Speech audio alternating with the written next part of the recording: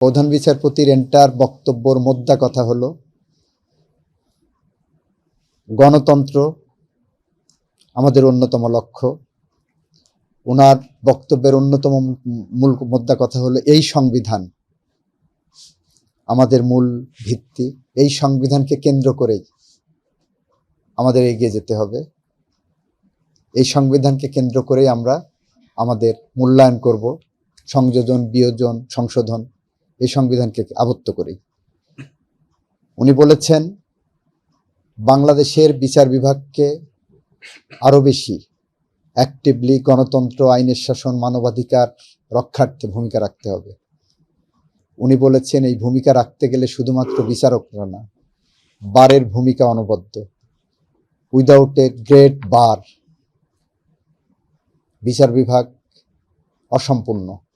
বিচার বিভাগ একা একা পথ হাঁটতে পারবে না। এটা ওনার মধ্যে কথা। আপনাকেই বলছি, ইন্স্যুরেন্স করলে সিটিতে সুরক্ষা পাবেন নিশ্চিত। উনি একটি ঝঞ্ঝা বিক্ষুব্ধ সময়ে, বিপ্লবোত্তর সময়ে বাংলাদেশের বিচার বিভাগের হাল ধরেছিলেন। কুয়াশাচ্ছন্ন বিচার ব্যবস্থাকে উনি আলোর পথে নিয়ে এসেছেন। উনি দায়িত্ব নেওয়ার পরে বাংলাদেশ বিচার বিভাগ তার সচিবালয় পেয়েছেন। বিচার বিভাগ যতবার আক্রমণের শিকার হয়েছেন, বিভিন্ন স্বার্থান্বেষী মহলের, বিভিন্ন অপপ্রচারের, বারবার উনি প্রমিথিউসের মতো বিচার বিভাগের সামনে দাঁড়িয়ে বিচার বিভাগকে নেতৃত্ব দিয়েছেন। আমরা বলতে চেয়েছি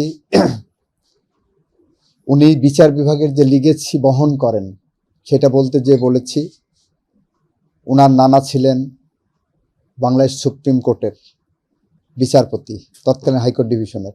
ঢাকা বিশ্ববিদ্যালয়ের ভাইস চ্যান্সেলর ছিলেন, পাকিস্তান আইনমন্ত্রী ছিলেন। ওনার বাবা প্রখ্যাত জুরিস্ট ব্যারিস্টার সৈয়দ ইশতিয়াক আহমেদ ছিলেন, এই অঙ্গনে অবদান রেখেছেন। উনি প্রধান বিচারপতি হিসাবে তাদের রক্তের ধারক হিসাবে, তাদের রক্ত বহন করে উনি প্রমাণ করেছেন শুধু উত্তরাধিকার হলেই হয় না, যোগ্য উত্তরাধিকার হতে হয় এবং দায়িত্ব পালন করতে শিখতে হয়। উনি বিচার বিভাগে দায়িত্ব নেওয়ার পর যে সমস্ত ল্যান্ডমার্ক জাজমেন্ট দিয়েছেন এবং বাংলাদেশের অনেক সংস্কারের পথিকৃৎ হিসাবে উনি আমাদেরকে আলোর পথ দেখিয়েছেন। উনি আমাদের সামনে অনেক দিন বেঁচে থাকবেন। আমরা অনেক দিন করে ওনাকে স্মরণ করব।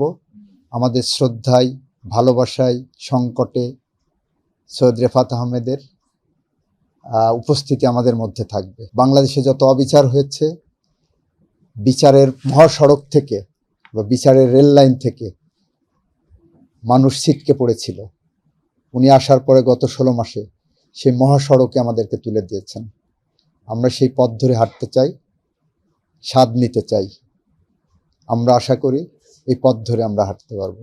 এটা বলেছি যে ওনার সংস্কারের মধ্যে যেটা এসেছে, একটা নিয়োগ প্রক্রিয়ায় স্বচ্ছতা আনা হয়েছে, এখানে কমার্শিয়াল কোর্ট করা হয়েছে, এখানে বিচারকদের আর্থিক এবং অন্যান্য সুবিধার দিকে নজর দেওয়া হয়েছে। আমরা এই কথাগুলোই বলেছি। এইটা মাজদার হোসেন মামলায় বিচার বিভাগের নিয়োগ প্রক্রিয়ায় যে স্বচ্ছতার প্রয়োজন, সেই স্বচ্ছতাগুলো একটা প্রক্রিয়ার মাধ্যমে, একটা কমিটির মাধ্যমে নিরপেক্ষভাবে করার চেষ্টা করা হয়েছে। আমরা একটা মহাযাত্রায় শুরু করেছি, এটাই বলতে চেয়েছি। ইতিহাস ওনাকে বাংলাদেশের ঝঞ্ঝা বিক্ষুব্ধ সময়ে প্রমিথিউস হিসেবে রাখবে। কোয়ালিটি জাজমেন্ট, লয়ারদের আর্গুমেন্ট করার ক্ষেত্রে যে ডিসস্যাটিসফ্যাকশন থাকতো, যে আমি আমার মামলা বলতে পারতাম না, জাস্ট ধরলাম আর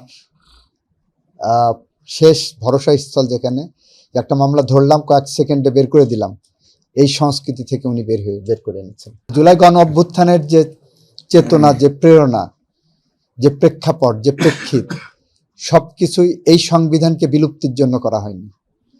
এই সংবিধানকে তার রাইট ট্র্যাকে নেওয়ার জন্য করা হয়েছে।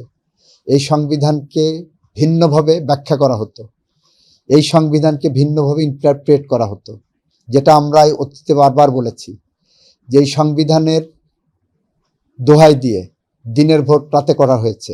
আমরা আগে বলেছি এই সংবিধানের দোহাই দিয়ে দিনের বেলা মানুষ ধরে নিয়ে যে খুন করে দেওয়া হচ্ছে, এই সংবিধানের দোহাই দিয়ে গুম করা হচ্ছে, মিথ্যা মামলা করা হচ্ছে। দিনের বেলা মানুষ ধরে নিয়ে যে খুন করে দেওয়া হচ্ছে, এই সংবিধানের দোহাই দিয়ে গুম করা হচ্ছে, মিথ্যা মামলা করা হচ্ছে এবং সাংবিধানিক শাসনের নামে। আমরা বলেছি, বারবার আগেও বলেছি যে এটা অন্যায়, এটা সাংবিধানিক শাসন না, সংবিধান এটা বলে না।